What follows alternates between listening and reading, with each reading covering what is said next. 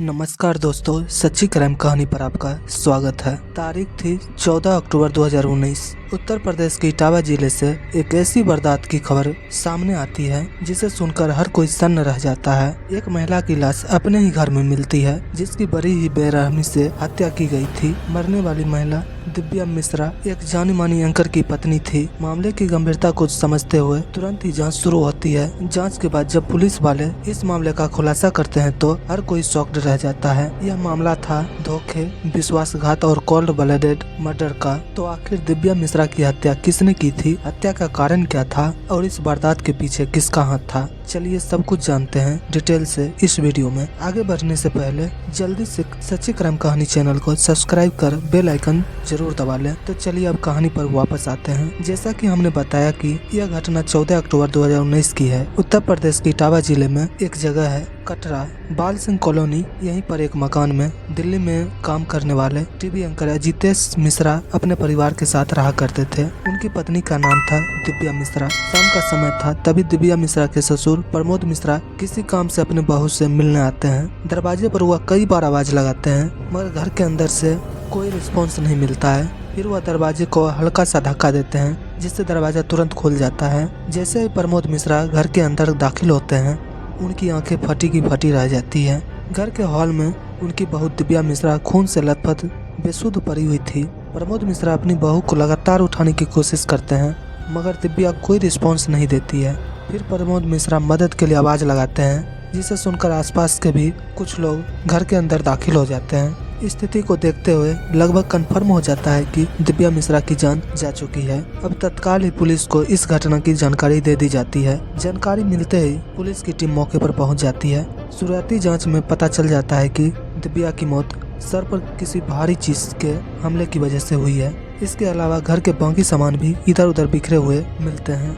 देखने से लग रहा था जैसे घर के अंदर लूटपाट की गई है। जांच में कोई कसर न रह जाए इसलिए तुरंत ही फॉरेंसिक टीम को भी मौके पर बुला लिया जाता है। इसके अलावा डॉग स्क्वाड को भी जांच की मदद के लिए बुलाया जाता है। इधर पुलिस अपनी जांच आगे बढ़ाती है, उधर दिव्या के शव को पोस्टमार्टम के लिए पास के ही अस्पताल में भेज दिया जाता है। पोस्टमार्टम रिपोर्ट आने पर खुलासा होता है कि दिव्या के सर पर किसी भारी चीज से वार किया गया था मगर हमला किस चीज से किया गया था वह वेपन घर के अंदर कहीं नहीं मिलता है। इसके अलावा घर से कोई ऐसी वस्तु भी गायब नहीं होती है जिससे पक्के तौर पर कहा जा सके कि वास्तव में यह हत्या लूटपाट के दौरान की गई है। इसके अलावा खोजी कुत्ते घर के आसपास के लोगों के इर्द गिर्द ही घूमना जारी रखते हैं। इससे पुलिस वालों को दाल में कुछ काला नजर आने लगता है। कुछ संकेत मिलते हैं कि शायद इस घटना में हो ना हो घर के ही किसी सदस्य का हाथ है। फिर भी पुलिस वाले एहतियात बरतते हुए अपनी जांच आगे बढ़ाती है। आसपास में रहने वाले लोगों से भी पूछताछ की जाती है। इस पूछताछ के दौरान कुछ लोग बताते हैं कि एक नौजवान को उन्होंने घर के अंदर जाते हुए देखा। लोगों द्वारा दिए गए हुलिये के आधार पर पुलिस अखिल कुमार सिंह के नाम के एक युवक को अपनी हिरासत में ले लेता है। अखिल कुमार सिंह दिव्या के पुराने जान पहचान वालों में से एक था। इसके अलावा अखिल की दोस्ती दिव्या के पति अजितेश मिश्रा से भी थी। अखिल और अजितेश एक ही ऑफिस में काम किया करते थे। जब अखिल से पूछना शुरू होता है तो यह बताता है कि जब वह दिव्या से मिलने गया था तो दिव्या बिल्कुल ठीक थी।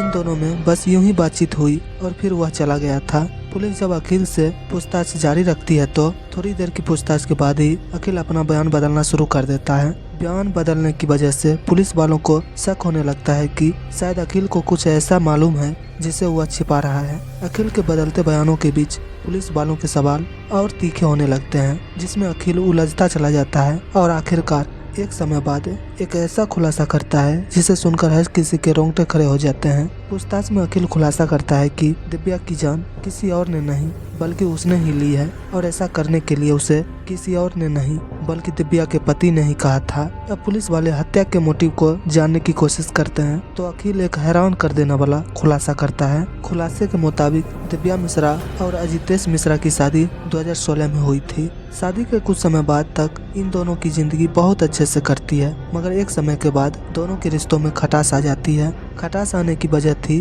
पिछले कुछ समय से अजितेश अपनी पत्नी से कटा कटा रह रहा था। अजितेश पत्नी को इग्नोर भी करने लगा था। अजितेश के स्वभाव में आए बदलाव से दिव्या परेशान हो जाती है और वह इस बदलाव के पीछे के कारणों को समझने की कोशिश करने लगती है। इसी दौरान उसे पता चलता है कि आजकल अजितेश की नजदीकी उसके ऑफिस में ही काम करने वाली भावना आर्या नाम की एक लड़की के साथ कुछ ज्यादा ही बढ़ गई है। आगे चलकर पता चलता है कि अजितेश और भावना आर्या रिलेशनशिप में है, यानी यह एक एक्स्ट्रा मैरिटल अफेयर का मामला था। जैसे ही अजितेश के एक्स्ट्रा मैरिटल अफेयर का पता उसकी पत्नी दिव्या को लगता है, दोनों के बीच खूब लड़ाइयाँ होने लगती है।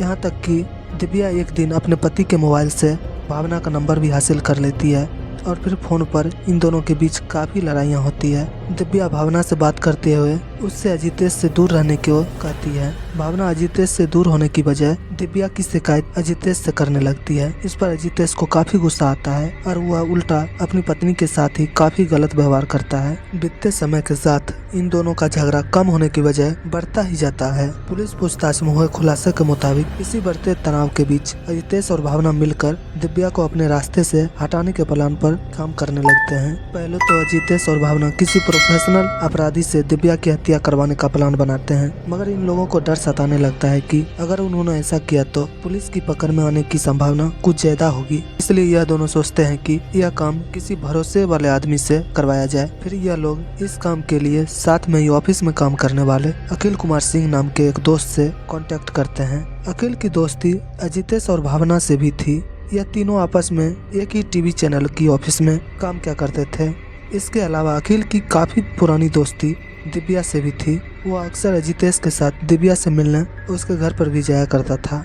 अजितेश और भावना अखिल से मदद मांगते हैं और थोड़ी नानुकुर के बाद अखिल अजितेश और भावना की मदद करने के लिए तैयार हो जाता है। फिर प्लान के मुताबिक 14 अक्टूबर 2019 को अखिल इटावा में अपने घर पर रह रही दिव्या के पास जाता है। क्योंकि दिव्या और अखिल की पुरानी जान पहचान थी, इसलिए तुरंत ही दिव्या दरवाजा खोल देती है। अखिल घर के अंदर दाखिल होता है और फिर दिव्या पहले अखिल को एक गिलास पानी ला कर देती है। फिर दोनों बैठकर बातचीत करना शुरू कर देते हैं। बातचीत के दौरान दिव्या अखिल से अपने पति के साथ चल रहे तनावपूर्ण रिश्ते के बारे में बात करते हैं और वो अखिल से अजितेश को समझाने की भी गुजारिश करती है। बातचीत के दौरान ही दिव्या अपने कमरे से शादी का एल्बम निकाल कर ले आती है और वह एल्बम में रखी तस्वीर अखिल को दिखाने लगती है। दिव्या का पूरा ध्यान अखिल को तस्वीर दिखाने पर था, जबकि अखिल की निगाहें आसपास कुछ ऐसी चीज तलाश रही थी जिससे प्लान के मुताबिक दिव्या की हत्या की जा सके। इधर उधर देखने के बाद अखिल को पास में रखा हुआ एक गुलदस्ता नजर आता है। मौका मिलते ही अखिल वह गुलदस्ता उठा लेता है और जब दिव्या का पूरा ध्यान एल्बम पर होता है तभी पूरी ताकत से एक जोरदार वार अखिल दिव्या के सर पर करता है। अचानक हुए हमले की वजह से दिव्या हड़बड़ा जाती है और वह नीचे गिर जाती है। उसे समझ आ जाता है कि अखिल उसकी जान लेने आया है। फिर वह अखिल के साथ हाथापाई करती है। अब वह बचने की भरपूर कोशिश करती है, मगर अखिल के आगे उसकी एक भी नहीं चलती है। फिर अखिल तब तक दिव्या के सर पर हमले करना जारी रखता है जब तक कि दिव्या बिल्कुल शांत नहीं पड़ जाती है। दिव्या के मरने का यकीन होते ही अखिल घर का सारा सामान इधर उधर बिखेर देता है ताकि इसे लूटपाट का रूप दिया जा सके। फिर वह बड़ी ही सावधानी से अपने से जुड़े सभी सबूतों को नष्ट करता है। फिर बड़े आराम से घर से निकल जाता है। घर से निकलते हुए वह साथ में वह गुलदस्ता भी लेकर जाता है जिसे उसने दिव्या के सर पर हमला किया था। प्लान के कामयाब होने की जानकारी अखिल तुरंत दिव्या के पति अजितेश मिश्रा को भी दे देता है। इस प्लान में अजितेश के साथ साथ भावना भी पूरी तरीके से शामिल होती है, इसलिए जल्द ही उसे भी इस बात की जानकारी मिल जाती है। इस बात से अनजान की बहू की हत्या के पीछे उनके ही बेटे का हाथ है। दिव्या के ससुर यानी अजितेश के पिता प्रमोद मिश्रा खुद ही पुलिस में अज्ञात तत्वों के खिलाफ लूटपाट और हत्या की धाराओं के तहत मामला दर्ज करवा देते हैं। मगर जब पुलिस की जांच आगे बढ़ती है तो